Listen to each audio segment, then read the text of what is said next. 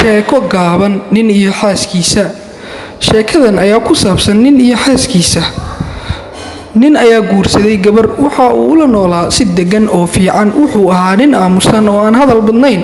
Biilka iyo nadaafadda si fiican ayuu uga soo bixi jiray, aadna waa u jeclaa xaaskiisa, iyaduna sidoo kale. wax walba oo ay u baahan tahay xaaskiisa waa uu keeni jiray, laakiin sheeko, ciyaar iyo kaftan midna lama uusan lahayn. waxa ay weydiisato wuu siinayay oo waa uu keenayay. nin baahida xaaskiisa ka gaabiya ma uusan ahayn. 10 sano kadib ayay gabadhii fikirtay, waxa ayna samaysay maalin maalmaha ka mid ah isagoo shaqadiisa u socda ayaa waxa ay siisay cajalad aan waxba ku duubnayn misna faaruq ah. waxa ay ku tiri, marka aad sii socoto sii dhageyso cajaladda. kadibna cajaladii buu ku riday rikoorkii, misna codba ma lahan. cajaladii ilaa ay ka dhammaato ayay u shidnayd.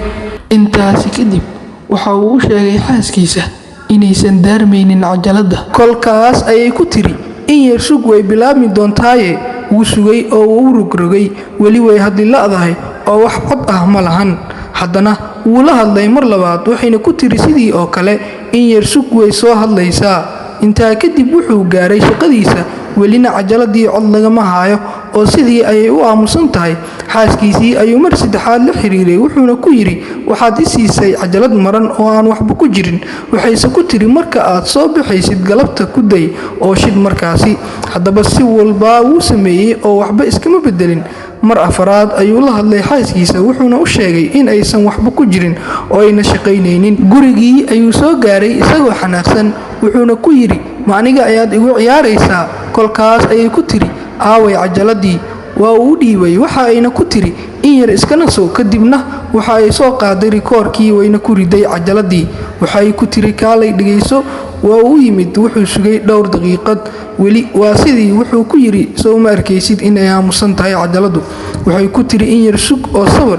wuxuu sugay oo weli cod ma lahan. sidii ay markasta waxa ay leedahay, in yar sug oo sabar. markii dambe ayuu ku yidhi, maanta oo dhan ayaad i leedahay sug in yar oo sabar.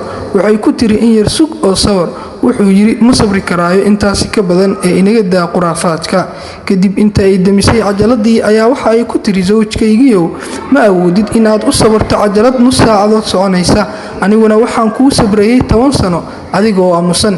ninkii waa uu fahmay ujeedada ay xaaskiisu ka lahayd cajaladda, isla markaana waxa uu bedelay dabeecadihiisii. waxaana halkaasi ka dhashay isfahan.